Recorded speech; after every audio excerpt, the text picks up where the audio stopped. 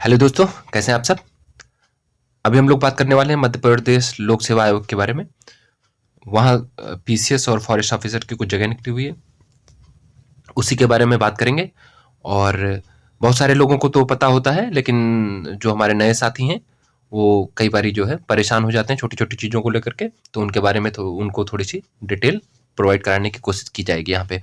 बाकी कोई और डिटेल जो यहाँ छूट जाती है और आपको जानकारी चाहिए हो उसके बारे में, तो आप मुझे कमेंट बॉक्स में कमेंट करके पूछ सकते हैं, कोई दिक्कत नहीं है। बस आपकी सहायता की जाएगी वहाँ पर।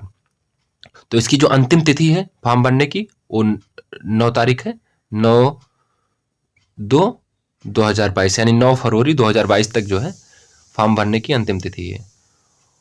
और जो इसकी परीक्षा की तिथि है 24 अप्रैल 2022, यानी कि 24/4/2022 है। अब बात करते हैं इसकी आयु की गणना जो है, आयु की गणना 1 जनवरी 2022 से की जाएगी। आयु की गणना इसकी जो है 1 जनवरी 2022 से की जाएगी। इसमें अगर आपके आवेदन में कोई त्रुटि हो जाती है तो 15/1/2022 से लेकर के 11/2/2022 तक किया जा सकता है ऑनलाइन। और त्रुटि के लिए जो आप कोई करेक्शन करना चाहते हैं तो उसके लिए 50 रुपये आपको शुल्क देना होगा। 50 रुपये का शुल्क आपको देना पड़ेगा। आपको कोई त्रुटि सुधार अगर करानी है तो उसके लिए 50 रुपये का शुल्क आपको देना पड़ेगा। एक चीज और जान लीजिए कि अगर आप एमपी का फॉर्म पहले से भरे होंगे तो आपको पता होगा, लेकिन आप इस बार अगर नया नया भरने जा रहे हैं तो आपको एक चीज पता होना चाहिए कि वहां पे जो है रोजगार कार्यालय में आपको जो है रजिस्टर कराना पड़ता है। और कई सारे स्टेट में नहीं कराना पड़ता है, लेकिन मध्य प्रदेश जो है रजिस्ट्रेशन करवा के ही फॉर्म भरवाता है। तो आप इस बात का ध्यान रखिए। जो ग्रेजुएशन अंतिम वर्ष के छात्र हैं वो भी फॉर्म भरने के लिए एलिजिबल हैं। जो ग्रेजुएशन अंतिम अंतिम वर्ष के छात्र हैं वो भी इस फॉर्म भरने के लिए एलिजिबल हैं। तो आप लोगों को, जो ग्रेजुएशन के आखिरी साल वाले लोग हैं, वो भी इस फॉर्म को भर सकते हैं। इसमें जो वैकेंसी है, वैकेंसी पोस्ट वाइज है, तो कुछ बाकी आप देख लीजिएगा, नोटिफिकेशन देख करके आप डिसाइड कर लीजिएगा किसकी किसकी है। इसमें जो उप जिला अध्यक्ष की वैकेंसी है 27 है टोटल ओवरऑल, और जनरल के लिए 8 वैकेंसी है। ठीक है। और जो उप पुलिस अधीक्षक की वैकेंसियां है ये 15 है। ठीक है।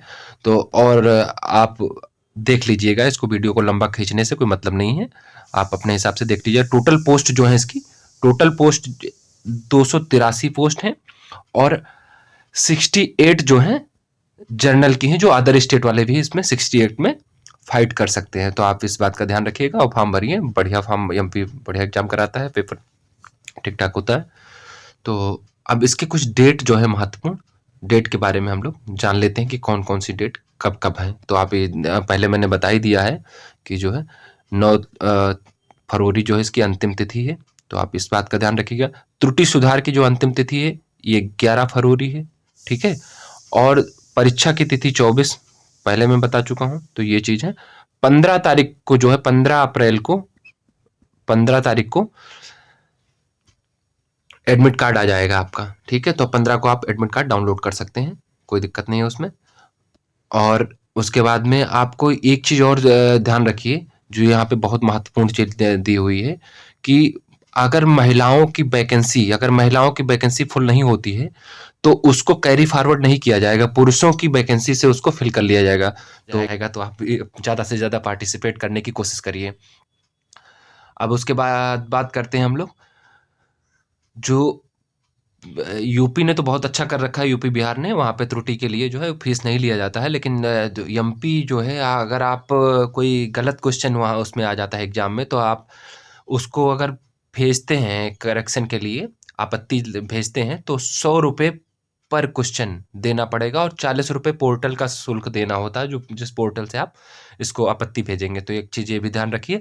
और लेकिन अगर प्रश्न वाकई गलत है तो आपका ये 100 रुपये जो है वापस आ जाएगा, पोर्टल का शुल्क लेकिन वापस तब भी नहीं आएगा। तो ये थोड़ा एमपीपी से थोड़ा गलत करता है लड़कों के साथ, क्योंकि अगर उनके पास पैसा पहले से होता तो नौकरी को ढूंढ रहे होते। चलो अब आगे बात करते हैं। परीक्षा केंद्र जो है, परीक्षा केंद्र यम आपको एमपी के किसी एड्रेस पे तो आप रजिस्टर करेंगे, जब उसके रोजगार कार्यालय में जाकर के, तभी आपको जो है फॉर्म भरने को मिलेगा। तो अपने अपने ज़िले के हिसाब से जो है आपको परीक्षा केंद्र दिया जाएगा। तो इस बात का भी आप लोग ध्यान रखिए कि परीक्षा केंद्र उसी हिसाब से मिल जाता है। जो तो 2-3 भरते हो उसमें उसी से मिल जाता है क्योंकि एमपी के सभी डिस्ट्रिक्ट में परीक्षा केंद्र होता है मुख्यालय पे। तो आप परीक्षा केंद्र को लेकर के बहुत ज़्यादा परेशान होने की ज़रूरत नहीं है। ठीक है? शारीरिक मापदंड जो है शारीरिक मापदंड जो है इसके लिए पुलिस के लिए, जेल अधिकारी के लिए, तो इनके सब के लिए जो शारीरिक मापदंड की ज़रूरत होती है, तो इसमें आप ध्यान रखिए जो पुरुषों की ऊँचाई है 168 सेंटीमीटर, तो 168 है और महिलाओं की 155। तो ये जो है पुरुषों महिलाओं की ऊँचाई दोनों की हो गई। और सीना जो उसका है चेस्ट 84 होता है बिना फुलाए, बगैर फुलाए, ठीक है? और महिलाओं के लिए इसकी कोई ज़रूरत नहीं होती है। और फुलाने के बाद पुरुषों का चेस्ट जो है 89 होना चाहिए। तो यानी 5 सेंटीमीटर का ये होता है। तो आप देख लीजिएगा, उससे हो जाता है, बहुत ईज़िली हो जाता है 5 सेंटीमीटर फुलाने में, कोई बड़ी बात नहीं होती है। आयु सीमा जो है 21 साल से लेकर के 40 साल तक है, जो नॉन पुलिस मतलब जो है नॉन पुलिस जो सर्विस होती है उसके लिए है 21 से 40 साल। और जो पुलिस वाली सर्विस है जिसमें जैसे वो जो वर्दी वाली पोस्ट है उसके लिए जो है आयु की सीमा 21 से लेकर 33 साल है। और आगे चलते हैं और आगे जो अगर कुछ मिलता है, हाँ, तो अब फीस के बारे में बात कर लेते हैं। फीस जो है 500 रुपये पड़ेगी जनरल कैंडिडेट और जो अदर स्टेट वाले हैं उनके लिए 500 रुपये। और 200 रुपये जो है एमपी के स्पेशल के जो वहाँ के मूल निवासी हैं और कैटेगरी में आते हैं तो उनको जो है 250 ही देना होगा। तो बाहर वालों को 500 देना पड़ेगा। बाकी आगे चलते हैं, आगे देखते हैं कौन सी डिटेल और आपको बताने की ज़रूरत है। हाँ, अगर आपको ऑनलाइन फॉर्म भरने में कोई परेशानी का सामना करना पड़ रहा हो तो आप ये 2 नंबर जो हैं नोट कर लीजिए। मैं बोल देता हूँ एक बार, 0755 ये वहाँ का कोड नंबर है और जो है उसके बाद फ़ोन नंबर है 67202110। एक ये नंबर है और दूसरा नंबर है 075567202111। तो ये जो 2 नंबर हैं इस पे आप जो अगर फॉर्म भरने में कोई परेशानी है तो यहाँ से भी आप पूरी जानकारी प्राप्त कर सकते हैं। तो बाकी आपको जो है यहाँ भी पूरी सहायता की जाएगी। एक ये चीज़ का ध्यान रखिए।